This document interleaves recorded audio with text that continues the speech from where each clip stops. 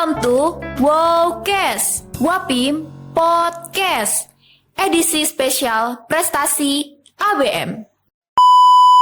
Halo teman-teman, welcome to Wowcast, Wapim Podcast. Jadi bersama aku Dara yang akan nemenin kalian di podcast spesial prestasi ABM pada episode kali ini. Oke, tentunya aku gak bakal sendirian. Aku ditemanin oleh kakak yang cantik subhanallah ini di sebelah aku, Kak Khoirunisa ya Kak ya? Iya benar, halo. Oke, halo. Mungkin Kak Khoirunisa bisa perkenalan dulu Kak kepada teman-teman. Pasti juga banyak yang belum tahu nih, siapa sih yang di sebelah aku ini? Oke, halo teman-teman, perkenalkan aku Khoirunisa. Aku mahasiswa semester 5 di SDA Malang Kusiswara. Kak Nisa dari jurusan apa Kak? Dari jurusan akuntansi. Ih, keren banget. Dari jurusan akuntansi teman-teman. Mahasiswa berprestasi dari STIE Malang Kusiswara. Prestasi dari Kak Khoirunisa ini adalah penerima beasiswa unggulan dari Kemendikbud ya Kak ya? Benar. Oke, wah teman-teman. Mungkin teman-teman ini banyak yang belum tahu sih Kak. Beasiswa unggulan itu sebenarnya apa sih? Bisa sharing-sharing sedikit kepada teman-teman Kak? Iya, boleh. Nah, beasiswa unggulan itu merupakan program beasiswa dari pemerintah yang akan diberikan kepada kita, guys. Jadi, kita putra-putri bangsa itu bisa melanjutkan pendidikan di jenjang S1, S2 maupun S3. Nah, akan didukung dengan penunjangan biaya dengan harapan kita sebagai putra-putri bangsa itu bisa memiliki kompetensi sebagai sumber daya yang unggul. Seperti itu.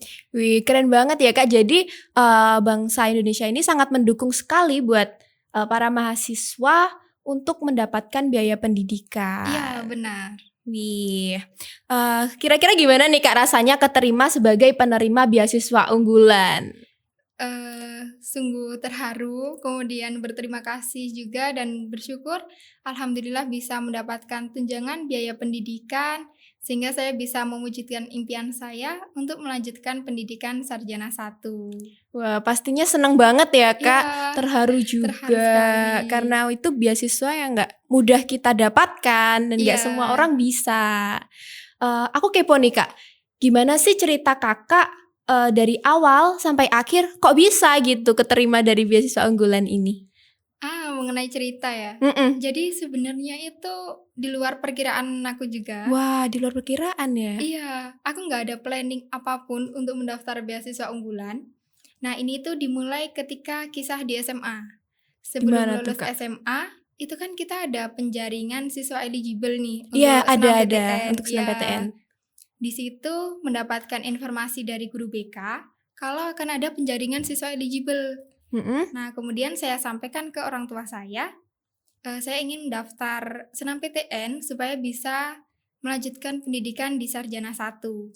Oh, begitu. Ya, kemudian dari orang tua dan kakak saya itu memberikan penolakan karena pada Kenapa tuh, tahun Kak? saya itu kan tahun Covid ya, tahun 2021. Iya. Nah, jadi kami itu juga terdampak ekonominya. Iya. Kemudian saya tetap nekat buat daftar senam PTN. Tanpa dukungan dari orang tua berarti ya Kak? Iya, tanpa restu Susah dari banget mereka. sih teman-teman ini. Nah, kemudian mendapatkan pengumuman senam PTN dan alhamdulillah saya lolos senam PTN. Wah, keren banget sih Kak, senam PTN. Iya, alhamdulillah. Di jurusan apa Kak waktu Di itu? jurusan akuntansi juga. Sama seperti sekarang. Iya, Berarti bener. dari dulu emang pengen banget daftar di akuntansi ya? Iya, bener. Pengen Setelah banget itu, di Kak? akuntansi. Gimana Kak? Setelah itu mungkin ini jawaban dari restu orang tua ya. Karena waktu itu saya diberikan penolakan, tidak diberikan izin untuk mendaftar kuliah karena takut dan khawatir nanti biaya pendidikan gimana. Karena kan ketika kuliah itu biayanya nggak murah. Iya, nggak Dan murah. juga di waktu COVID itu terjadi penurunan di sektor ekonomi ya. Iya, benar. Nah, di situ saya mendapat informasi mengenai penutupan pembayaran itu terlambat. Pembayaran untuk Senam siswa PTN itu. Nah, iya. Kemudian saya pergi ke kampus yang saya tuju, lalu saya bernegosiasi dan memohon keringanan, diberi kesempatan untuk membayar Membayarnya. meskipun terlambat. Tetapi Allah berkehendak lain. Sampai di situ negosiasi berkali-kali tidak bisa. Dan alhasil saya kembali ke rumah ya sambil menangis Kali di menangis sih jalan. pasti Iya, Kak. Kalau aku benar. jadi Kakak juga pasti sedih banget, kayak udah berusaha buat apa yang kita mau, tetapi ada kendala yang gak diduga-duga di Iya, situ. iya. Kemudian saya menangis hampir berhari-hari. Lalu saya didatengin sama kakak saya, Mm-mm. juga diingatkan lagi, mungkin untuk saat ini belum bisa menempuh S1 Mm-mm. dulu, mungkin bisa gap year dulu, tahun depan bisa lanjut kuliah. Tapi di situ keinginan saya untuk kuliah masih tetap tinggi Tinggi sekali. sekali. Nah, tapi saya juga evaluasi diri karena kondisi ekonomi keluarga yang tidak bisa menunjang pendidikan. Mm-mm. Jadi saya berpikiran untuk, oh ya sudah, kalau saya tidak bisa kuliah, mungkin saya bisa bekerja, kemudian saya bisa apply beasiswa yang lain seperti pondok pesantren, dan apply pelatihan-pelatihan. Oh, gitu. Berarti pada saat itu Kanisa sempat berpikir buat bekerja juga ya Kak? Iya, sudah itu seperti planning akhir. Nah, Oke. planning akhir saya, kalau saya tidak bisa kuliah, maka saya ingin bekerja. Mm-mm. Karena saya merasa saya tidak bisa berhenti di desa saja. Jadi saya harus mengeksplor dunia luar, dan di situ saya udah tanya-tanya ke keluarga saya seperti tante saya, pak ade saya gitu. Mungkin Meminta ada lowongan saran gitu ya? pekerjaan. Iya, saya bertanya mengenai saran dan lowongan pekerjaan. Lalu saya juga scroll di sosial media, terutama Instagram, kan banyak sekali informasi ya. Infoloker gitu ya Kak ya? Iya, Infoloker. Ketika saya scroll Infoloker, kemudian ada informasi beasiswa. Beasiswa di kampus swasta, kemudian ada beasiswa di pondok pesantren. Nah, itu saya apply salah satu beasiswa di kampus yang terletak di Jakarta. Jauh juga ya Kak? Iya, di situ saya udah berpikiran kayak ya sudah, di sini saya mencoba aja apapun. Apapun hasilnya Iya, apapun nanti. hasilnya nanti saya terima gitu. Saya coba apply berbagai beasiswa. Kemudian ketika suatu hari, itu dimulai ketika saya berkumpul dengan keluarga saya. Kemudian saya deep talk sendiri dengan ibu saya. Nah, di situ saya menyampaikan lagi keinginan saya untuk berkuliah. Nah, ketika itu seperti momen mengharukan bagi saya. Iya. Karena saya Ngomong menangis berdua di situ. dengan Iya. ibu. Saya menangis, kemudian ibu saya juga ikut menangis. Nah, di situ saya sampaikan tujuan saya untuk kuliah. Setelah itu saya sampaikan juga maksud dari kuliah ini nanti saya ingin berplanning kemana ke depannya gitu. Ya, benar. Lalu dari ibu saya luluh. Nah, luluh dan mulai memberikan motivasi dan juga motivasi, dorongan. Ya, dan pernyataan, oh ya sudah, kalau mau kuliah ya kami akan bantu sebisanya dan kami akan bantu semaksimal mungkin gitu. Selain itu ada salah satu faktor sih sebenarnya kenapa itu, Kak? orang tua saya mengizinkan. Karena di satu hari itu saya mendapatkan informasi mengenai lolos beasiswa di kampus Jakarta. Kemudian saya lolos beasiswa di pondok pesantren. Kemudian dari salah satu guru pembimbing saya Olimpiade itu mengabari kepada saya kalau ada temannya yang ingin memberikan beasiswa kepada saya untuk kuliah di salah satu kampus di Malang. Nah, di situ ibu saya melihat chat dari guru saya. Ibu saya mengatakan, kok sampai ya orang lain mau menyekolahkan kamu. Nah, di situ ibu saya luluh. Dan jadinya, oh ya sudah, kalau orang lain sampai ingin menyekolahkan kamu, daripada kita memberikan seperti batasan. Iya, terus balas budi ke orang kan juga sulit. Iya. Jadi ibu ingin ya sudah menyekolahkan sendiri. Iya, benar. Kemudian saya tanya ke guru BK SMA saya bertanya apakah ada kampus swasta yang sedang buka di Malang. Nah, saya mendapatkan informasi mengenai ABM. Kemudian saya daftar ABM. Dan ketika saya daftar ABM itu saya diberikan informasi oleh teman saya. Teman saya itu mengatakan, ayo Nis kita daftar beasiswa. Beasiswa di ABM? Bukan, beasiswa unggulan. Oh, berarti dari teman ya Kak beasiswa unggulan itu teman. Informasinya? Dari teman, kemudian kita daftar bareng. Ketika pendaftaran pun Saya diam-diam daftar. Berarti orang tua itu nggak tahu sama sekali Iya, Kak? nggak tahu sama sekali. Jadi saya itu ambil langkah yang bisa dibilang nekat Nekat. dan egois juga. Iya. Nah, jadi saya diam-diam daftar. Nah, disitulah saya baru tahu kalau ada beasiswa unggulan. Oke, jadi kayak menurutku momen yang sangat mengharukan sih Kak itu. Iya. Tapi kan nggak apa-apa Kak kalau kita nggak cerita ke orang tua. Kita kan juga pengennya tuh orang tua tuh nerima hasil yang terbaik kan ya. Iya, benar. Gitu. Terus yang beasiswa di Jakarta itu Kakak tolak apa gimana Kak? Iya, beasiswa di Jakarta saya tolak karena ketika saya keterima beasiswa di Jakarta, itu pun saya daftarnya diam-diam juga. Pas keterima baru saya Baru sampaikan. ngomong. Iya.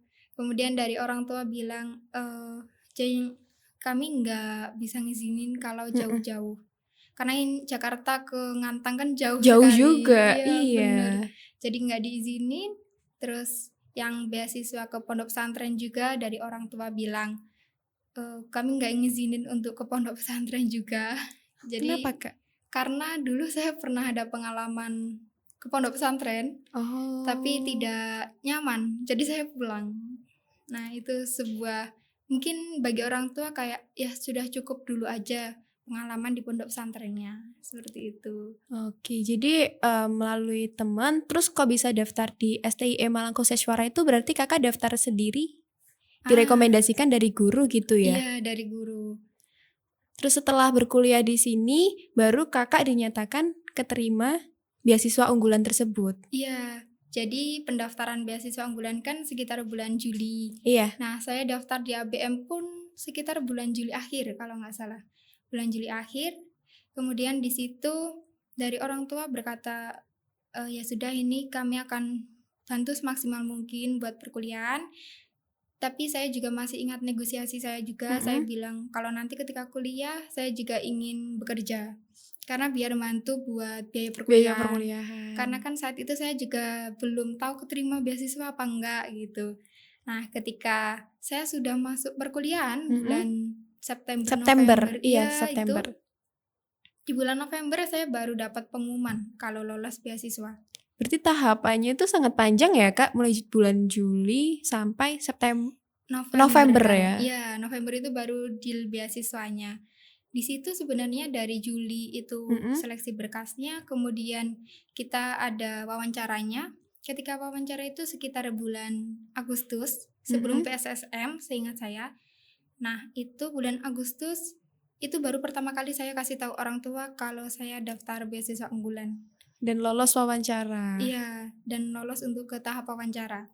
Itu orang tua rasanya gimana Kak? Nangis apa gimana? Dari mereka masih kayak kaget ya pasti. Kaget itu, kemudian masih masih ada rasa pesimis juga karena entah ini keterima atau enggak gitu. Soalnya kan orang tua juga pasti mikirnya dampak buruknya dulu gitu ya. Iya, benar.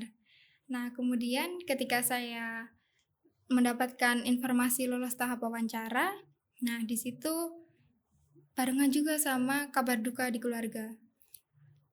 Nah, jadi orang tua saya pergi ke rumah bapak saya dan saya ditinggal di rumah saat itu. Jadi saya wawancara di rumah sendiri, kemudian baru mendengar kabar itu. mendengarkan itu.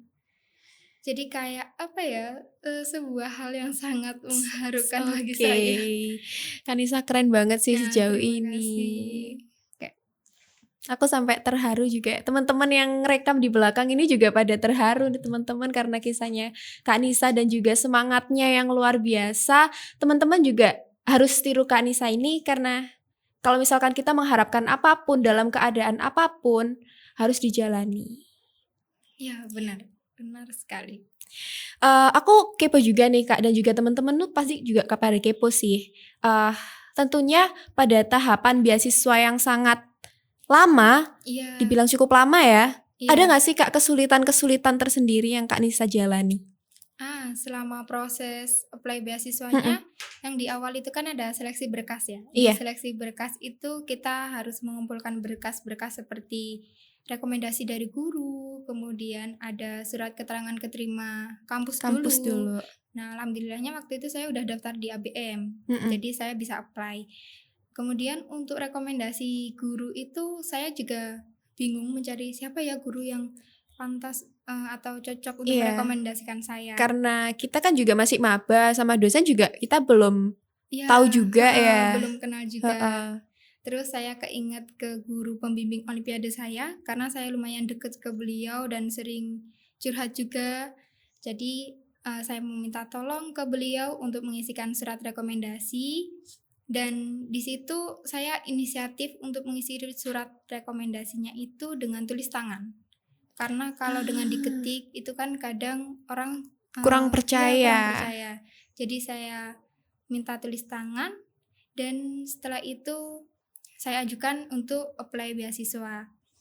Kemudian pengalaman yang lumayan sulit itu di penulisan esai sih menurut saya. Iya, penulisan esai beasiswa unggulan ini kan identik dengan esainya Iya ya. benar, esainya yang sangat esensial. Karena di esai itu menunjukkan bagaimana kepribadian kita. Nah, di penulisan esai itu dulu saya masih belum memiliki laptop juga. Jadi saya itu berkata ke keluarga saya kalau saya mau pergi ke rumah temen gitu. Hampir sampai 2 minggu saya sering bolak-balik ke rumah temen. Nah itu dikira ibu saya apa ya, dalam bahasa Jawa dolen gitu kan. Nah Iya. tapi di situ saya bergantian ke rumah teman A, teman B, teman C gitu Untuk buat meminjam laptop. meminjam laptopnya, menyusun esainya sampai dealnya pada hari H-1 penutupan beasiswa unggulan itu saya ke rumah teman yang lumayan deket. Nah di situ sampai jam 9 malam kalau nggak salah saya belum pulang, dari pagi sampai jam 9 malam itu saya utek-utek buat esainya Buat aja. esainya. Iya. Terus di situ saya baru pulang dan baru tanya habis dari mana gitu. Habis dari rumah teman, ada acara tadi gitu. Tapi saya belum cerita kalau saya daftar beasiswa Iya, unggulan. benar. Untuk penulisan esai sendiri itu kan nggak mudah ya Kak, buat Iya. kita yang pertama kali nulis ya. Benar. Berarti benar Kak sekali. Nisa dulu pas apply beasiswa unggulan itu udah sering menulis esai apa emang baru belajar aja? Kalau menulis esai itu pertama kalinya saya menulis di karya kepenulisan gitu. Saya mencari informasi di YouTube, kemudian di media sosial, seperti trik-trik dalam menulis esai. Nah, Apa di situ aja yang harus ditulis iya, gitu ya? benar. Saya coba untuk menerapkannya dan alhamdulillah seperti salah satu rekomendasi di YouTube juga saya miripkan tulisan saya seperti itu alurnya dan alhamdulillah lolos di esainya juga. Keren banget. Sampai perjuangannya harus pinjam ke teman A, teman B, teman C, Iya. sampai akhirnya esainya bisa lolos ya Kak. Iya, Ini benar. teman-teman kalau misalkan nanti butuh saran ataupun apa ya, rekomendasi buat penulisan esai, Kak Nisa mungkin bisa bantu ya Kak. Nah, boleh banget. Mungkin teman-teman nanti bisa kontak di Instagramnya Kak Nisa, boleh Kak? Ya, boleh. Atau di nomor handphone saya juga boleh, nanti mungkin bisa di-share sama kakaknya. Wih, keren banget sih Terima Kak Nisa kasih. ini. Aku kepo juga nih Kak, benefit buat daftar beasiswa unggulan tuh seperti apa ya Kak? Kayak apa aja gitu yang didapatkan dari beasiswa unggulan ini? Iya, benefit dari beasiswa unggulan itu di pembiayaannya. Jadi kita itu mirip kayak KIP, ada biaya untuk SPP atau UKT. Tapi kalau di beasiswa unggulan itu UKT-nya turunnya ke kita dulu, nggak langsung ke kampus. Kemudian untuk biaya hidup per bulan itu juga kayak KIP diberi biaya hidup, tapi Iya. di beasiswa unggulan itu nominalnya lebih tinggi daripada KIP. Tapi tiap bulan juga ya Kak? Tiap bulan ditransfernya 1 tahun sekali jadi. Oh, seperti itu. Iya, sama ada tambahan lagi biaya buku 1 semester. Ada biaya bukunya juga Kak? Iya, ada biaya buku. Lalu juga ada annual gathering dan itu dilaksanakan bertahap juga. Itu untuk mempererat kekeluargaan award beasiswa unggulan. Oh, seperti itu. Kalau misalkan pelatihan-pelatihan soft skill tuh didapatkan apa enggak ya Kak? Kalau untuk pelatihan soft skill sejauh ini masih belum. Masih belum ya? Iya. Oke. Kalau misalkan teman-teman nih Kak pengen banget daftar beasiswa unggulan, kan udah pada tahu ya teman-teman beasiswa unggulan tuh seperti apa. Tadi udah dijelaskan di awal sama Kak Nisa. Cara daftarnya itu seperti apa Kak? Cara daftarnya bisa kepoin di Instagram Puslapdik. Jadi di situ nanti akan ada informasi pembukaan beasiswa unggulan. Di situ juga ada website untuk buku pedoman dari beasiswa unggulan sendiri. Teman-teman juga bisa kepoin Instagram beasiswa unggulan dari berbagai provinsi. Di Malang juga ada, kemudian Jawa Timur juga ada, dan provinsi lainnya juga ada. Di situ akan ada komunitas juga yang akan membantu teman-teman buat apply beasiswa unggulan, akan dibimbing dari awal hingga akhir. Seperti itu. Wah, sangat lengkap sekali ya teman-teman, udah dijelasin sama Kak Khairunisa. Jadi sekarang ini kita bakal masukin sesi Q&A Kak. Boleh. Jadi aku udah pasang beberapa pertanyaan di Instagramnya UKM Wapim buat teman-teman yang kepo beasiswa unggulan ini seperti apa. Aku bacain pertanyaannya ya Kak. Iya, boleh.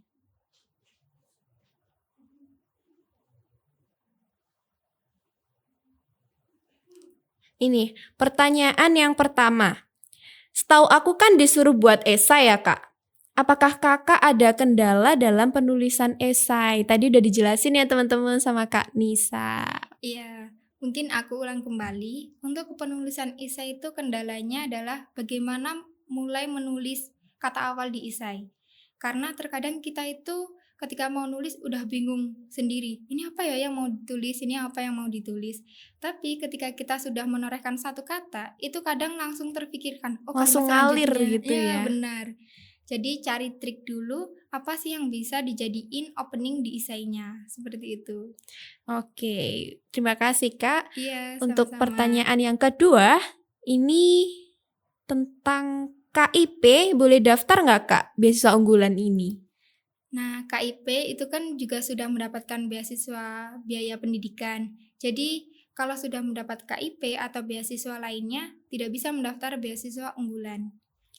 Oke, kalau misalkan beasiswa swasta itu bisa nggak Kak? Untuk mendaftar KIP pun nanti akan dimintai surat keterangan bahwa kita Tidak sedang menerima beasiswa. apapun. Iya, jadi tidak bisa Oke. double. Jangan didouble ya teman-teman. Iya.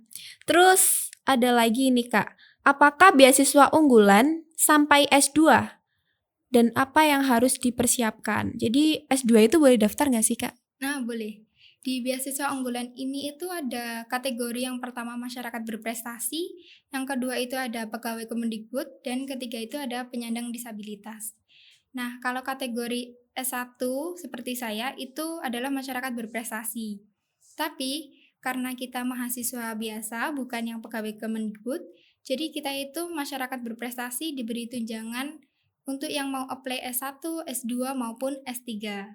Nah, untuk persyaratannya itu salah satunya adalah LOA, kemudian ada juga surat rekomendasi dan isai yang paling penting.